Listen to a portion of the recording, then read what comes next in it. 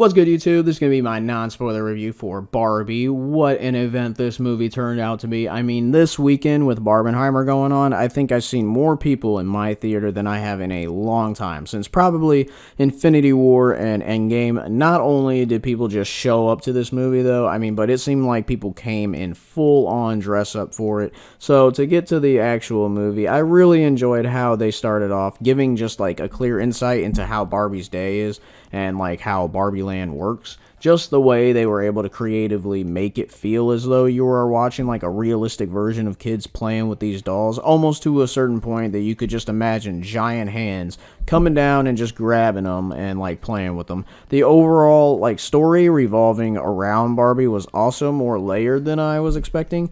It was more of a hard truth style message with a reflecting point that makes like the toy and brand itself just question what it means and how it's affected people's lives throughout the years and how it's evolved. The aesthetic, of course, is great for this movie, and even the set designs and how they do certain scenes is just like a lot of fun.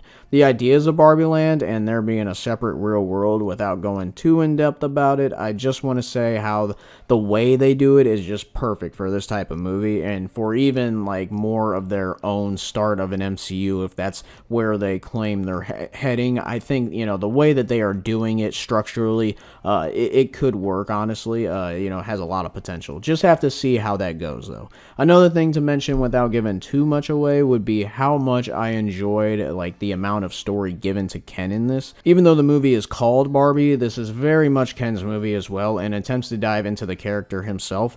Even with the movie being based on dolls, it did well enough to establish character growth by the end of it, which was nice to see. Just makes, movies like this feel a lot more fleshed out or whatever. They also, they have a moment in here as well where a character gives a small speech, which could be, just a powerful message in general to many who go and see it. It's just kind of like one of those side sort of things that fits in the story, but it's also one of those, it's talking to the audience and whatnot, and just kind of how the how society is and whatnot. But I will say I think it could be very powerful for a lot of those, especially young ones. Overall, I'd say this was a very fun movie, though. The marketing was very well, top notch, and it just has the potential to expand as ever much as they want. They already have dolls coming out and everything, based on this exact movie and whatnot. When it comes to rating this on my scale for this year, this easily makes it as a 1.